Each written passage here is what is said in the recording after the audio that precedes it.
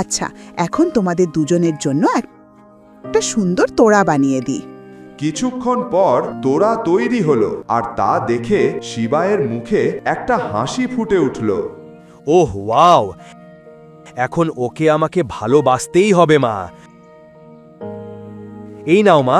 না না বাবা, আজ তুমি আমার জন্য যা করেছো তারপরে আমি টাকা নেব না। মা, তুমি আজ টাকা না নিলে আমি আর কখনো তোমার কাছ থেকে ফুল কিনবো না। শিবায়ের এই মিষ্টি হুমকিতে ওল্ড ওমেনের আর কিছু বলার ছিল না। তিনি হাসলেন এবং টাকা নিলেন। শিবাই তোড়া নিয়ে রাগ করে থাকা নন্দিনীকে মানাতে চলে গেল এবং তাকে শুভ অ্যানিভার্সারি জানালো। হ্যালো, হ্যাঁ, আমার লোন স্যাংশন। কি? আমার লোন স্যাংশন হয়নি? তুমি জানো কার সঙ্গে কথা বলছো? মুকেশ বাজাজের নাতনি। আমার এখনই ফান্ড দরকার। হ্যালো। এই সময়ে নন্দিনীর কোম্পানি গুরুতর ক্ষতিতে ছিল। কোম্পানিকে বাঁচানোর জন্য নন্দিনী ঠিক করেছিল পরের দিন রিইউনিয়ন পার্টিতে যাবে এবং তার বন্ধু দেবের কাছে আর্থিক সাহায্য চাইবে। নন্দিনী ডার্লিং, তুমি চাইলে কয়েক মিনিটের মধ্যেই কোটি টাকা কামিয়ে তোমার ডুবে যাওয়া কোম্পানিকে বাঁচাতে পারো। মানে আমি বুঝতে পারছি না কিভাবে। তুমি যদি কিছুক্ষণ আমার হয়ে যাও তাহলে আমি তোমাকে ইউঁ করেই 2 কোটি টাকা দিয়ে দিতে পারি। আর যদি আরও টাকা চাও তাহলে কি দেব, প্লিজ বলো আমাকে কি করতে হবে? তুমি কি 2 কোটির থেকেও বেশি দিতে পারবে? 2 কোটি ভুলে যাও, 10 কোটি দিতে পারি। 10 কোটি? কি বলছো দেব? প্লিজ প্লিজ বলো আমাকে কি করতে হবে? খুব বেশি কিছু না, শুধু এই রাতটা আমাকে উৎসর্গ করতে হবে। দেব এটা বলেই নন্দিনীর হাত ধরতেই দেবের নাকে পড়ল এক প্রবল ঘুষি।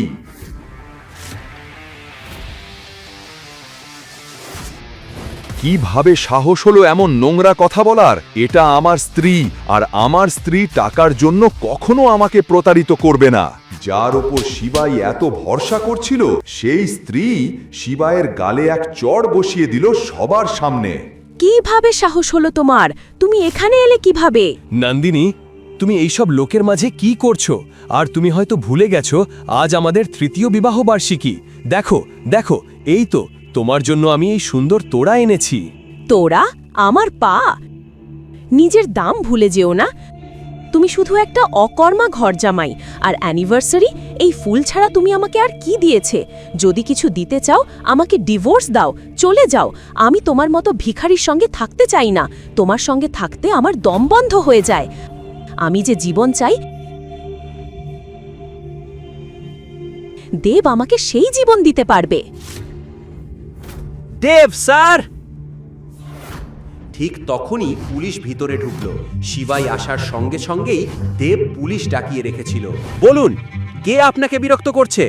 ইন্সপেক্টরের প্রশ্নে দেব আঙ্গুল তুলে শিবায়ের দিকে দেখান। কি ব্যাপার হে?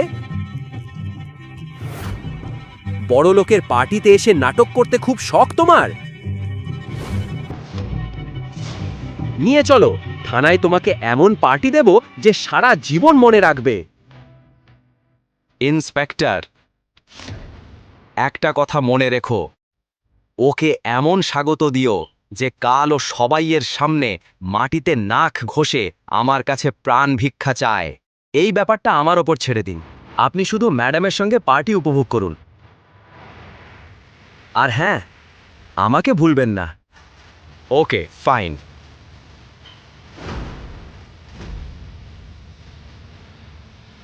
শিবাইকে থানায় নিয়ে গিয়ে একটা চেয়ারে বসানো হলো। বসতেই সে পকেট থেকে সিগারেট আর লাইটার বের করলো। সিগারেট ধরানোর আগেই একটা হাত লাইটারটা ফেলে দিল। এটা কি তোমার বাপের বাড়ি যে আরামে বসে সিগারেট খাচ্ছ? কনস্টেবল, ওর সব কাপড় খুলে বরফের স্ল্যাবের উপর শুয়ে দাও। সব অধ্যত্ত ঠান্ডা হয়ে যাবে।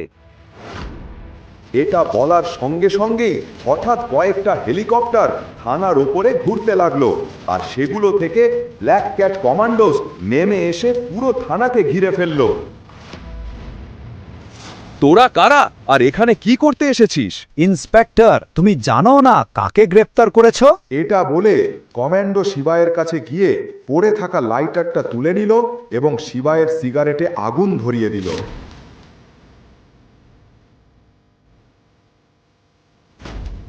ইন্সপেক্টরের চোখে লাইটারটা পড়তেই মাটি সরে গেল পায়ের নিচ থেকে। তার পা কাঁপতে লাগলো আর তিনি হাঁটু গেড়ে শিবায়ের সামনে হাত জোর করে বললেন, মেজর মাহেশ্বরী। ইন্সপেক্টর লাইটার দেখে কেন ভয় পেয়েছিল? কেন সে শিবাইকে মেজর মাহেশ্বরী বলছিল? শিবাই আর তার লাইটারের কি রহস্য? এত কমান্ডো হঠাৎ তাকে বাঁচাতে এলো কেন? যদি শিবাই এত বড় মানুষ হয় তাহলে সে গরিব ঘর জামাই হয়ে কেন থাকছিল? তার স্ত্রী নন্দিনী কি কখনো এই সত্য জানতে পারবে? এরপর কি হবে? বাকি গল্প জানতে দেখুন পরের এপিসোড শুধুমাত্র পকেট এফএম এর ইউটিউব চ্যানেলে। আর শিবাই এক বিনাশাকের সব এপিসোড শুনতে পকেট এফএম অ্যাপ ডাউনলোড করুন এবং বর্ণনায় দেওয়া লিঙ্কে ক্লিক করুন।